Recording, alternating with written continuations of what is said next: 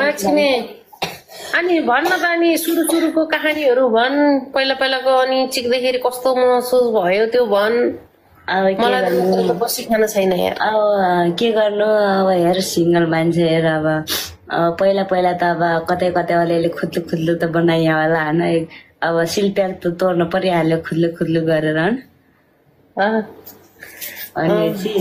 अब सिलप्याक त अब छ भन्ने कुरो हुँदै हुँदैन होइन अब तोरिसकेको छ गाईचोरो अब तपाईँहरूले पनि सिलप्याक छ भने नसोच्नु होला अनि सिलप्याक त मेरो 15 वर्षमा तोडाइ भइसक्यो होइन गाईचोरो होइन अनि अनि 14 वर्षमा रहेछ माया कस्तो मिङ्स बाहिर क्या बाहिर खेल खतम भयो जब मिक्स भएपछि त शिल्प्याक चाहिँ तोड्ने मन लाग्दो रहेछ जोस् अरे बाफ्रे तर मेरो त त्यतिखेर त यार मिन्स भएकै थिएन यार म त भएको थिएन होइन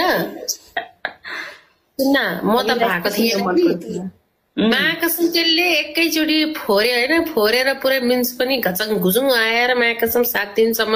उड्न नसक्ने बनाइदियो मलाई त्यो केटाले यार म त के भयो भन्दाखेरि मायाकसम पहिलोपटक होइन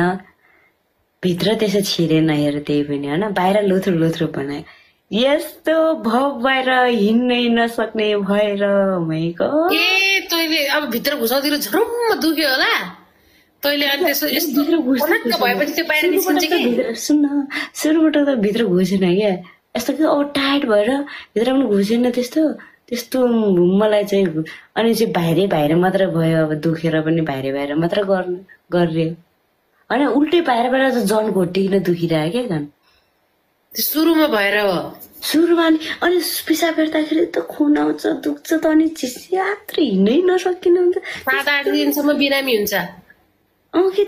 मुट्नै सक्दैन हिँड्नै सक्दैन त्यस्तो हुने कि अचम्मै लगाइदिइरह्यो हुन पनि अब त्यतिखेर त थाहै पनि थिएन अब शिल्प्याक भन्ने के हो कस्तो भन्ने कुरो पनि थाहा भर्जिन मायाले त्यही त होइन भर्जिन यो शिल्प्याक भन्ने के हो त्यतिखेर थाहा पनि थिएन क्या बडा मजा आउँछ सुरुमा के अरे 1-2 दिन 3 दिन 4 दिनसम्म गर्दाखेरि चाहिँ पुरा दुख्छ क्या सहनै सक्दैन अनि त्यसपछि त 1 महिना 2 महिना भइसकेपछि त आमा कहाँ पाऊँ त्यो बुढा आउन पाएको छैन च्याप्प समाउँदै यहीँ धस्दै तल